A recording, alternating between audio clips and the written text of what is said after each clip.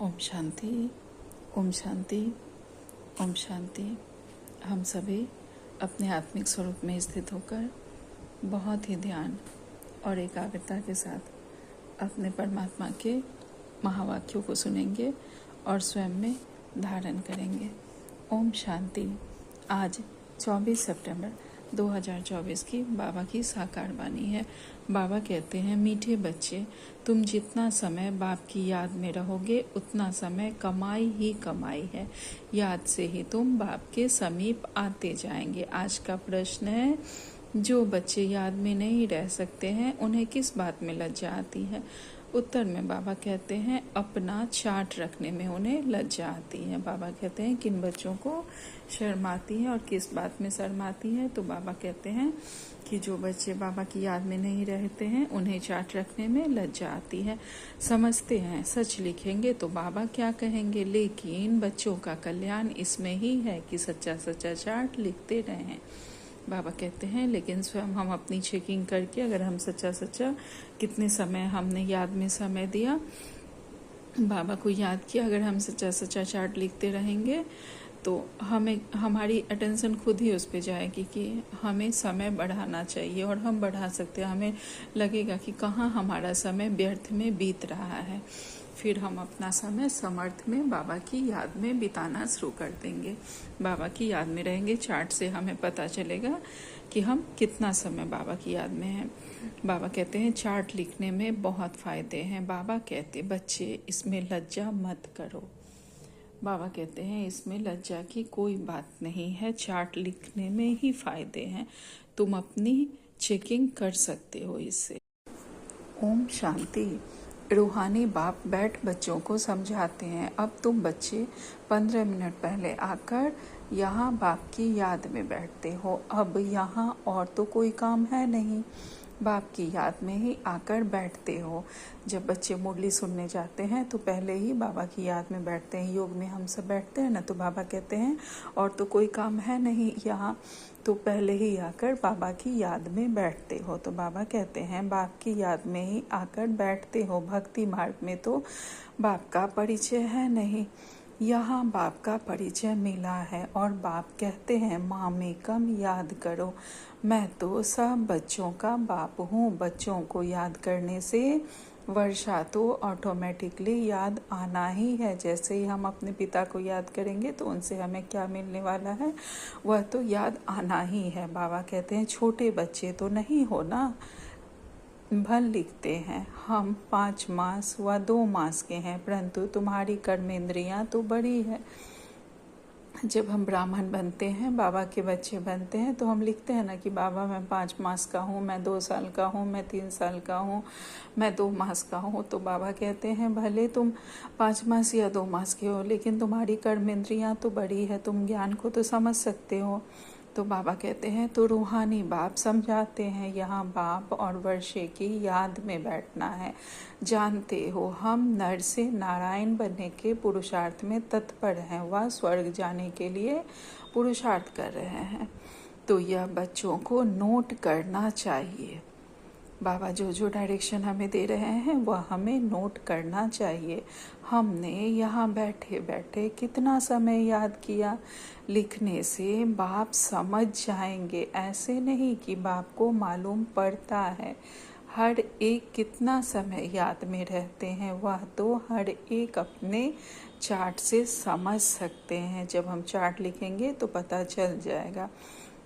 बाबा कहते हैं, बाप की याद थी या बुद्धि कहाँ और तरफ चली गई, यह भी बुद्धि में है। अभी बाप आएंगे तो यह भी याद ठहरी ना। कितना समय याद किया, वह चार्ट में सच लिखेंगे। झूठ लिखने से तो और ही 100 गुना पाप चढ़ जाएगा और ही नुकसान हो जाएगा। इसलिए सच लिखना है। जितना याद करेंगे उतना विकर्म विनाश होंगे। और यह भी जानते हो, हम नज़दीक आते जाते हैं। जितना जितना बाबा को याद करेंगे हमारा ही फायदा है उसमें, सच्चा चार्ट लिखने में। उससे अटेंशन होगा कि हम कितना बाबा की याद में रहते हैं, और जितना याद करेंगे उतने हमारे विकर्म विनाश होते जाएंगे और हम बाबा के समीप आते जाएंगे।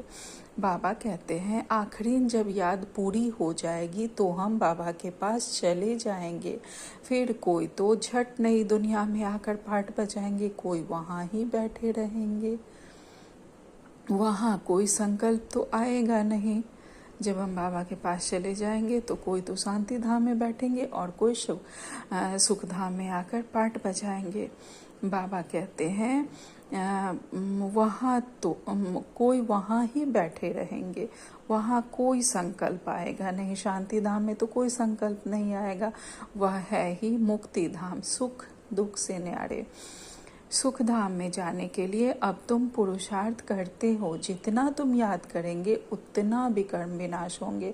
याद का चार्ट रखने से ज्ञान की धारणा भी अच्छी होगी। चार्ट रखने में तो फायदा ही है।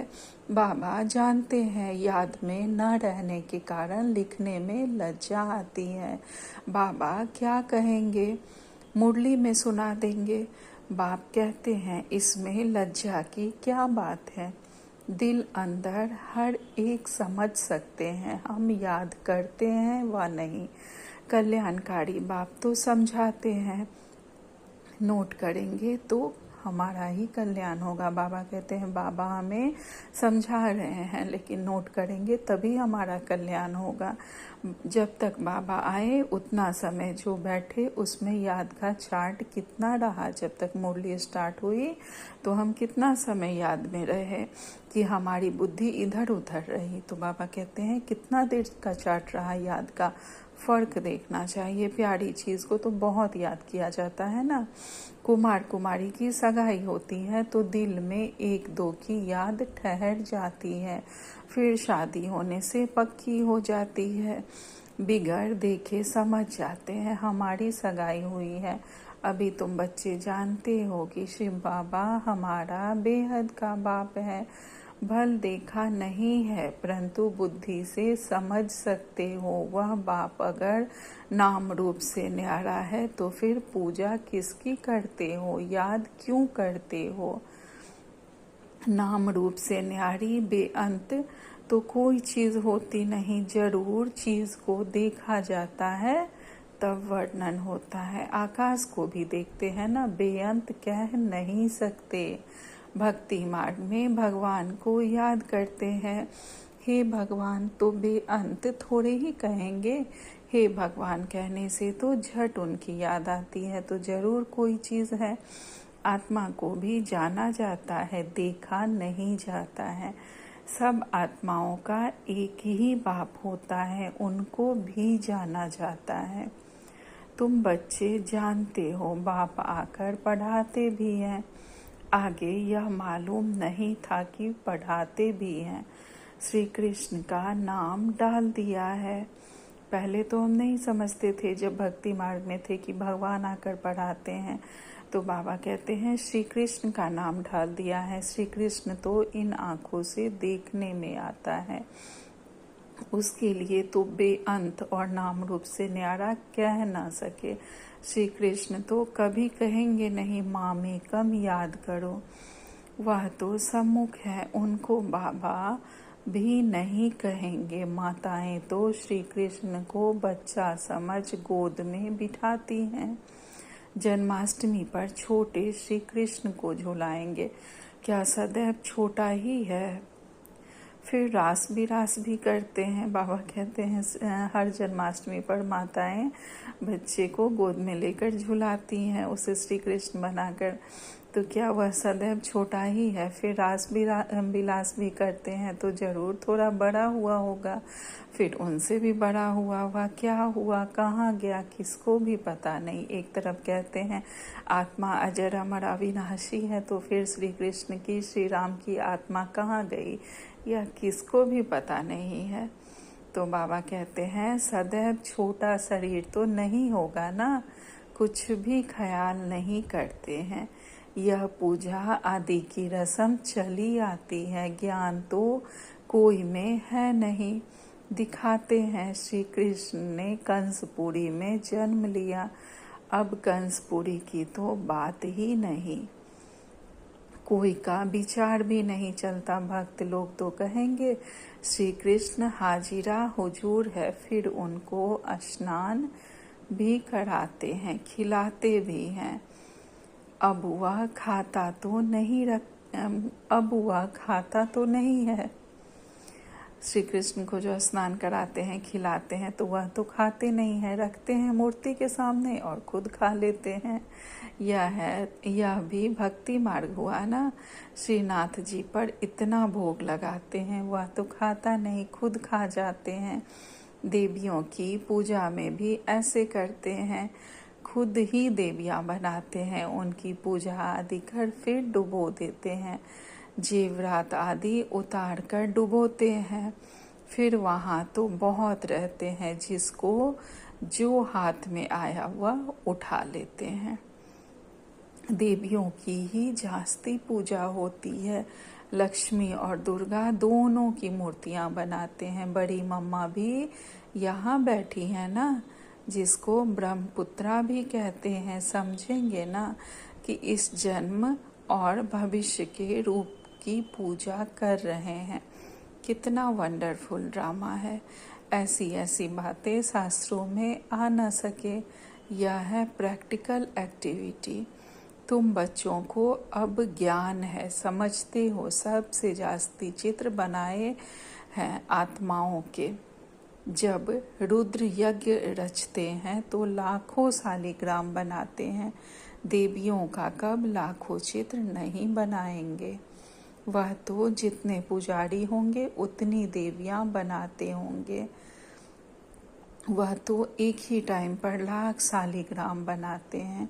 उनका कोई फिक्स दिन नहीं होता, कोई मुहूर्त आदि नहीं होता है। जैसे देवियों की पूजा फिक्स टाइम पर होती है। सेठ लोगों को तो जब ख्याल आएगा कि रुद्र या शालिग्राम रचे तो ब्राह्मण बुलाएंगे। रुद्र कहा जाता है एक बाप को, फिर उनके ढेर शालिग्राम बनते हैं। बाबा ने हम बच्चों को शालिग्राम कहा है, तो इसीलिए कहते हैं कि उनके साथ ढेर शालिग्राम बनाते हैं। वो सेठ लोग कहते हैं इतने शालिग्राम बनाओ। उनकी तिथि तारीख कोई मुकर्रर नहीं होती। ऐसे भी नहीं कि शिव जयंती पर ही रुद्र पूजा करते हैं, नहीं। अक्सर करके शुभ दिन बृहस्पति को ही रखते हैं। दीपमाला पर लक्ष्मी का चित्र थाली में रख उनकी पूजा करते हैं, फिर रख देते हैं। वह है महालक्ष्मी। युगल है ना। मनुष्य इन बातों को जानते नहीं। लक्ष्मी को पैसे कहाँ से मिलेंगे, युगल तो चाहिए ना। तो यह लक्ष्मी नारायण युगल है। नाम फिर महालक्ष्मी रख देते हैं। देवियाँ कब हुई, महालक्ष्मी कब होकर गई, यह सब बातें मनुष्य नहीं जानते हैं। तुमको अब बाप बैठ समझाते हैं। तुम्हारे में भी सबको एक रस धारणा नहीं होती है। बाबा इतना सब समझाकर फिर कहते हैं शिव बाबा याद है। बाबा के हम सब बच्चों में भी एक रस धारणा नहीं होती है। कोई तो लौकिक में ही बहुत फंसे रहते हैं, धारणा करना भी नहीं चाहते। कोई मजबूरी बस नहीं कर पाते कि परिवार से उन्हें अलाउ नहीं होता। तो बाबा कहते हैं सब एक रस धारणा नहीं, सबकी एक रस धारणा नहीं होती है। बाबा हम सबको सारी बातें समझाकर फिर कहते हैं शिव बाबा याद है, वर्षा याद है, मूल बात है यह। भक्ति मार्ग में कितना पैसा वेस्ट करते हैं, यहाँ तुम्हारी पाई भी वेस्ट नहीं होती है। तुम सर्विस करते हो सॉल्वेंट बनने के लिए। भक्ति मार्ग में तो बहुत पैसे खर्च करते हैं, इंसॉल्वेंट बन पड़ते हैं, सब मिट्टी में मिल जाता है। कितना फर्क है। इस समय जो कुछ करते हैं वह ईश्वरीय सर्विस में शिव बाबा को देते हैं। शिव बाबा तो खाते नहीं हैं, खाते तो तुम हो। तुम ब्राह्मण बीच में ट्रस्टी हो, ब्रह्मा को नहीं देते हो, तुम शिव बाबा को देते हो। ब्रह्मा बाबा बीच में ट्रस्टी हैं, वह निमित्त हैं। हम कोई भी कुछ भी जो देते हैं वह ब्रह्मा बाबा को नहीं देते बल्कि शिव बाबा को देते हैं। और उनको हम सब क्या दे सकते हैं? जो भी बाबा के तन मन धन से हम सेवा अर्थ अगर हम देते हैं वो तो बाबा का ही दिया हुआ है। यह शरीर अगर स्वस्थ है तो बाबा का ही दिया हुआ है। इस मन को अगर बाबा ने प्योर अपने में लगाया है तो वह भी बाबा का दिया हुआ है, और धन तो बाबा का दिया ही हुआ है। तो बाबा कहते हैं तुम शिव बाबा को देते हो, ब्रह्मा को नहीं देते हो। कहते हैं बाबा आपके लिए धोती कमीज लाई है। बाबा कहते हैं इनको देने से तुम्हारा कुछ भी जमा नहीं होगा, जमा वह होता है जो शिव बाबा को याद कर इनको देते हो।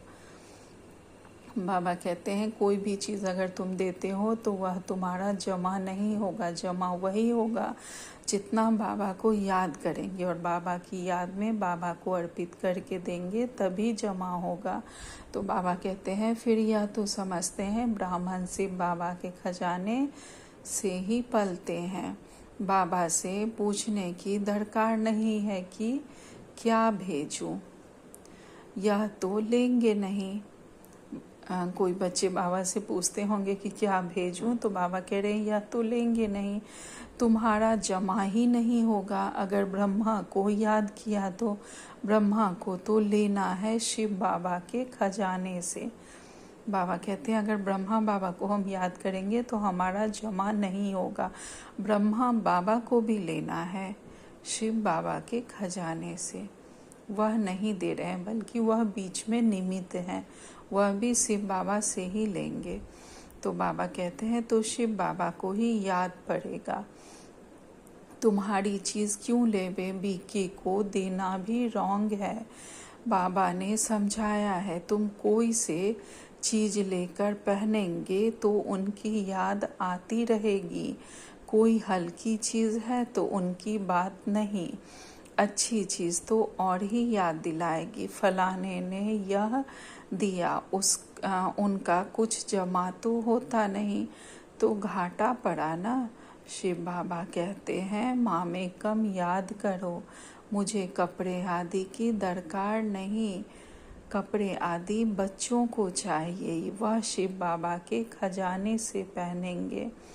मुझे तो अपना शरीर है नहीं, या तो शिव बाबा के खजाने से लेने का हकदार है। रजाई के भी हकदार हैं। बाप के घर से ही बच्चे खाते पीते हैं ना। तुम भी सर्विस करते कमाई करते रहते हो, जितनी सर्विस बहुत उतनी बहुत कमाई होगी। खाएंगे पिएंगे शिव बाबा के भंडारे से, उनको नहीं देंगे तो जमा ही नहीं होगा। शिव बाबा को ही देना होता है। बाबा आपसे भविष्य 21 जन्मों के लिए पद्मा पदमपति बनेंगे। पैसे तो खत्म हो जाएंगे, इसलिए समर्थ को हम देते हैं। बाबा समर्थ है ना, 21 जन्मों के लिए वह देते हैं। इनडायरेक्ट भी ईश्वर अर्थ देते हैं ना। इनडायरेक्ट में इतना समर्थ नहीं है, अभी तो बहुत समर्थ है क्योंकि सम्मुख है। वर्ल्ड ऑलमाइटी अथॉरिटी इस समय के लिए है।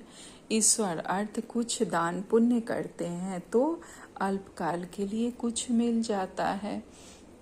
यहाँ तो बाप तुमको समझाते हैं मैं सम्मुख हूँ, मैं ही देने वाला हूँ। इनसे शिव बाबा को सब कुछ देकर सारे विश्व की बादशाही ले लेनी है, यह भी जानते हो। इस व्यक्त का ही अव्यक्त रूप में साक्षात्कार होता है। इनमें शिव बाबा आकर बच्चों से बात करते हैं। बाबा कहते हैं इस व्यक्त का ही अव्यक्त रूप में साक्षात्कार होता है।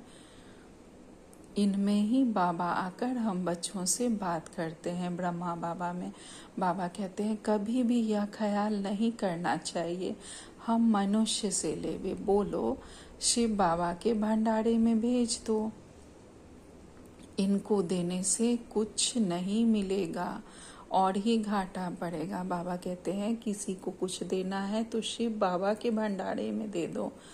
बाबा कहते हैं इनको देने से कुछ नहीं मिलेगा, अर्थात ब्रह्मा बाबा को कुछ भी देने से उस समय बाबा के बच्चों को की इच्छा होती होगी बाबा को दे, तो बाबा कहते हैं अगर तुम यह सोच के देते हो कि इनको देने से मुझे कुछ मिलेगा तो नहीं मिलेगा। तुम्हारा जमा तभी होगा जब बाबा को याद करेंगे और बाबा के भंडारी में देंगे, शिव बाबा के भंडारे में देंगे तब। तो बाबा कहते हैं और ही घाटा पड़ेगा, इनको देने से कुछ भी नहीं मिलेगा। गरीब होंगे करके 3-4 रुपए की कोई चीज़ तुमको देंगे, इनसे तो शिव बाबा के भंडारे में डालने से पदम हो जाएगा। बाबा के भंडारे में डालने से पद्मा पदमपति हम बनेंगे। अपने को घाटा थोड़े ही डालना है। पूजा अक्सर देवियों की ही होती है, क्योंकि तुम देवियां ही खास निमित्त बनती हो ज्ञान देने के, इसीलिए हम देवियों की पूजाएं होती हैं, हम शिव शक्तियां हैं। तो बाबा कहते हैं भल गोप भी समझाते हैं, परंतु अक्सर करके तो माताएं ही ब्राह्मणी बन रास्ता बताती हैं, इसलिए देवियों का नाम जास्ती है।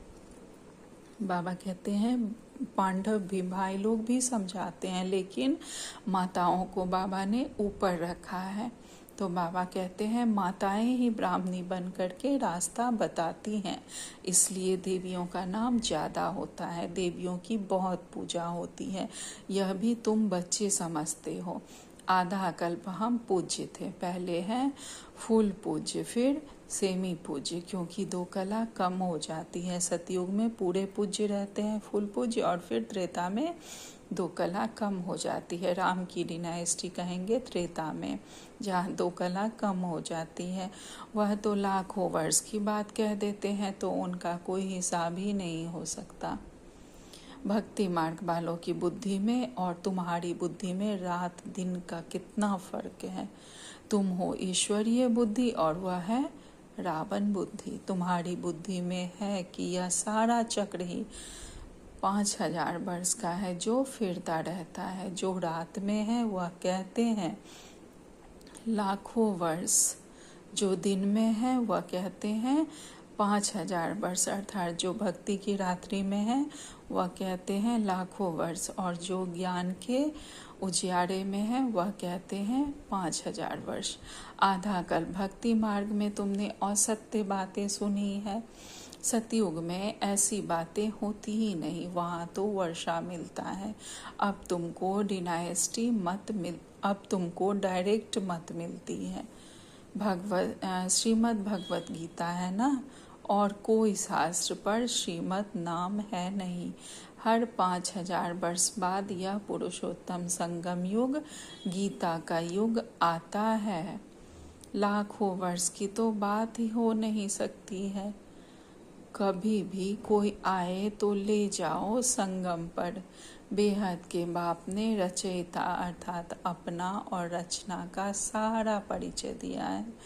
बाबा कहते कोई भी आए तो उसको समझाओ, संगम पर ले जाओ, यह संगम युग है। बाबा का बेहद का जो के बाप जो रचयिता है उनका और अपना रचना का परिचय दो। फिर भी कहते हैं अच्छा बाप को याद करो, और कुछ धारणा नहीं कर सकते हो तो अपने को आत्मा समझ बाप को परमात्मा को याद करो। पवित्र तो बनना ही है। बाप से वर्षा लेते हो तो दैवी गुण भी धारण करने हैं। अगर बाबा से हमें कुछ चाहिए तो हमें दैवी गुण धारण करना ही है और पवित्र बनना ही है। अच्छा, मीठे मीठे सिखिलदे बच्चों प्रति माता पिता बाप दादा का याद प्यार और गुड मॉर्निंग। रूहानी बाप की रूहानी बच्चों को नमस्ते। हम सब रूहानी बच्चों की रूहानी माता पिता बाप दादा को याद प्यार, गुड मॉर्निंग और नमस्ते नमस्ते नमस्ते। शुक्रिया मेरे मीठे प्यारे बाबा, आपका लाख लाख शुक्रिया। आज धारणा के लिए मुख्य सार में बाबा ने पहली पॉइंट हमें कही है 21 जन्मों के लिए पद्मों की कमाई जमा करने के लिए डायरेक्ट ईश्वरीय सेवा में सब कुछ सफल करना है। ट्रस्टी बन शिव बाबा के नाम पर सेवा करनी है। या तन मन धन सब कुछ तेरा बाबा, संबंध संपर्क सब कुछ तेरा बाबा। सब बाबा को समर्पित कर देना है और ट्रस्टी बनकर, निमित्त बनकर हमें सेवा करनी है। दूसरी पॉइंट में बाबा कहते हैं, याद में जितना समय बैठते उतना समय बुद्धि कहाँ कहाँ गई यह चेक करना है। अपना सच्चा सच्चा पोता में रखना है। नर से नारायण बनने के लिए बाप और वर्षे की याद में रहना है। बाबा कहते हैं, जब भी हम बाबा से योग लगाते हैं उस समय हमारी बुद्धि कहाँ कहाँ भटकती है, कहाँ कहाँ गई, यह चेक करना है। कितना समय हमने सच्चा सच्चा बाबा को याद किया है, यह हमें चार्ट रखना है। नर से नारायण बनने के लिए बाबा की और बाबा के द्वारा जो हमें वर्षा मिल रहा है सदा उसकी याद में रहना है, सदा बाबा से कंबाइंड रहना है। आज बाबा ने हमें वरदान दिया है, विशेष आत्मा भव, विस्मृति की दुनिया से निकल स्मृति स्वरूप रह, हीरो पार्ट बजाने वाले विशेष आत्मा भव। विस्मृति की दुनिया से निकलकर स्मृति स्वरूप रहकर हम हीरो पार्ट बजाने वाले बाबा के विशेष बच्चे हैं। यह संगम युग स्मृति का युग है और कलयुग विस्मृति का युग है। इसी संगम युग पर बाबा हमें स्मृति दिलाते हैं कि बच्चे तुम कौन हो। हमारे आदि मध्य अंत की स्मृति बाबा ने हमें दिलाई है। और जब तक हम कलयुग में थे तब तक हम सब कुछ भूल गए थे, हम अपना स्वरूप ही भूल गए थे। बाबा कहते हैं, आप सब विस्मृति की दुनिया से निकल आए हो। जो स्मृति स्वरूप है वही हीरो पार्ट बजाने वाले विशेष आत्माएं हैं। अगर हम सदा यह याद रखें कि मैं कौन हूँ, कौन थी और कौन बनने वाली हूँ, तभी हम हीरो पार्ट बजा सकते हैं। और ऐसे हीरो पार्ट बजाने वाले हम विशेष बाबा के बच्चे हैं। इस समय डबल हीरो हो, एक हीरे समान वैल्यूएबल बने हो, दूसरे हीरो पार्ट हैं। एक तो हीरे समान हम बहुत प्योर बने हैं बाबा के ज्ञान और योग के द्वारा, और दूसरा हम जो पार्ट बजा रहे हैं सृष्टि रंगमंच पर बाबा ने हमें जो पार्ट दिया है वह हम बहुत अच्छे से प्ले कर रहे हैं बाबा के ज्ञान के द्वारा, बाबा की श्रीमत पर चलकर। तो यही दिल में गीत सदा बजता रहे कि वाह मेरा श्रेष्ठ भाग्य। जैसे देह का ऑक्यूपेशन याद रहता है, ऐसे यह अविनाशी ऑक्यूपेशन की मैं श्रेष्ठ आत्मा हूँ याद रहे, तब कहेंगे विशेष आत्मा। बाबा कहते हैं, जैसे देह का हमारा क्या पार्ट है, क्या पोजीशन है, क्या हमारा पोजीशन है लौकिक में, वह याद रहता है, ऐसे यह अविनाशी ऑक्यूपेशन सदा याद रहे कि मैं श्रेष्ठ आत्मा हूँ, तब कहेंगे विशेष आत्मा। तो आज स्वमान हम सबको लेना है, मैं बाबा का विशेष बच्चा हूँ, मैं श्रेष्ठ आत्मा हूँ।